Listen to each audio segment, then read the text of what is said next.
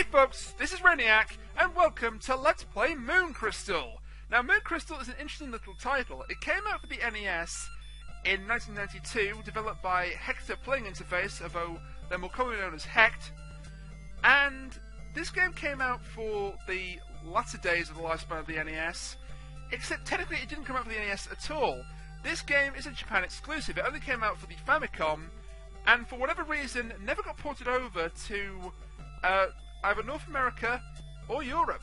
It only came out in Japan, which is kind of strange because it's the sort of game I thought would have sold quite well in those territories. I mean, okay, so it was the latter days of the NES, so by those times sales of the console were kind of declining, but it's not a particularly Japanese-only concept. It's not a concept the Japanese would only like.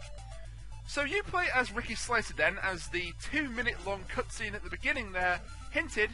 This boy with green hair. Why he has green hair, I'm not quite sure. It's never really explained. All I can think of is Japan, because a lot of Japanese characters tend to have green hair in the 1980s and 90s.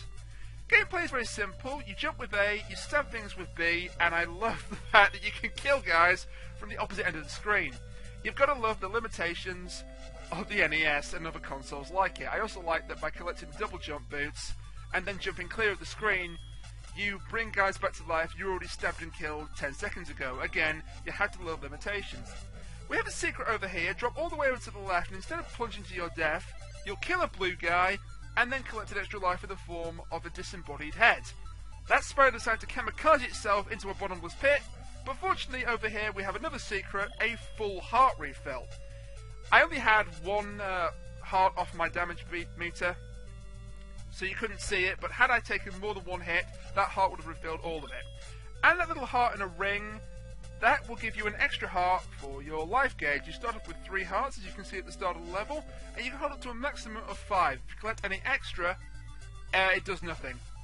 Surplus does not count or give you anything in reserve, which is unfortunate. So as I say, this is a simple little NES platformer, but I wanted to play it because it's actually a very good game. There you are. Extra heart did nothing because I already have one left in reserve. The first level, the Evil Forest, it's very, very simple and very, very short. It didn't stop taking a hit. And we're up to our first boss already, this sort of barbarian character with an axe. There are 2 ways of hitting him. You can hit him from behind, or when he raises the axe, you can stab him and then run or double jump away to avoid getting your face sliced off. I prefer to hit him from the front a couple of times and then take advantage of his very slow movement, jump over him, hit him in the back, and make him explode. As I say, first boss of the game, and very easy. And now, having just sat through a 2-minute cutscene, we had to sit through some more exposition. I tried to speed these cutscenes up as much as I possibly could because the text scrolls really, really slowly if you don't press the B button. But the story is kind of important to this game, so I haven't skipped it entirely. If you want to skip the story, you can do, but I would recommend you don't. Anyway, Ricky now meets this strange blonde woman who for some reason feels the need to blink at us every 2 seconds. And she also appears to have heterochromia. That is, one eye is different from the other. It's explained in the movie X-Men First Class, among other things. She explains that our villain is Count Crimson, kind of a catchy title for a villain, and already we're in our second level, Waylaid Street. And again, our enemies are shambling dudes in blue cloaks and Amazonian archers, and again, she hit me. Wow, this is a great start. We're already 2 levels into the LP, and I've been hit twice. One of the annoying things about starting a new level is you'll see your power-ups do not carry over from level to level. So if you finish a level with 5 hearts, when you go to the next level, you'll find that your heart is reset to default 3, and also the range of your little dagger has also reset to the standard. It's kind of annoying, but fortunately they are very, very generous with the powers, especially in the early stages.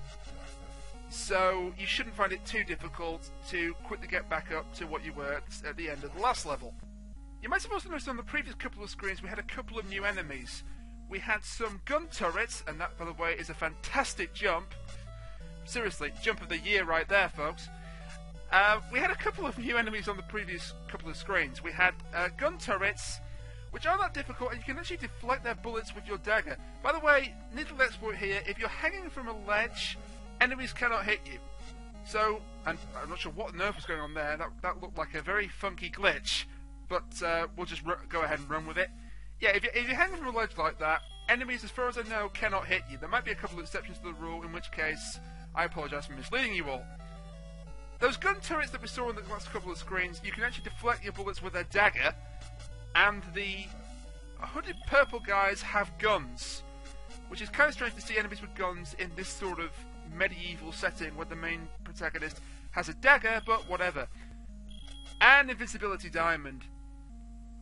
It's not as useful as it was in the first level, and these gargoyles, they're kind of an interesting enemy, and these power-ups are completely redundant. I mean, this game does not have a score system, unlike Kitmaster did, although the score system in Kitmaster was also completely redundant and didn't really serve much purpose.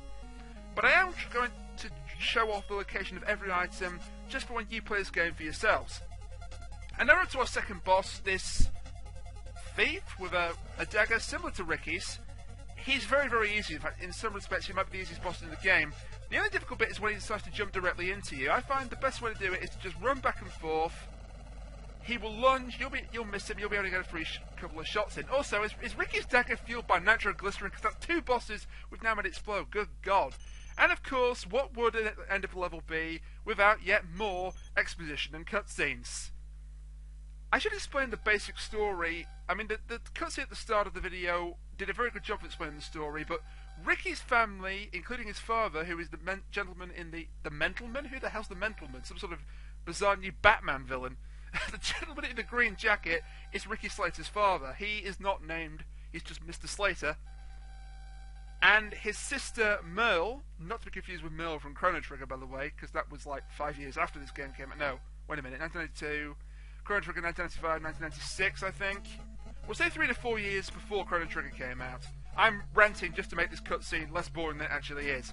But it is interesting because it does explain a key part of the plot. We get to see Count Crimson in person for the first time, and Ricky's father is some sort of scientist, and Count Crimson has kidnapped him so he can work on the Moon Crystal, which is what the game takes its title from. And with the first two levels and a whole lot of exposition out of the way, that's going to do it for part 1 of Let's Play Moon Crystal. Join me next time for the next 2 levels, where the game proceeds to get hard. Really hard. Until then, bye for now.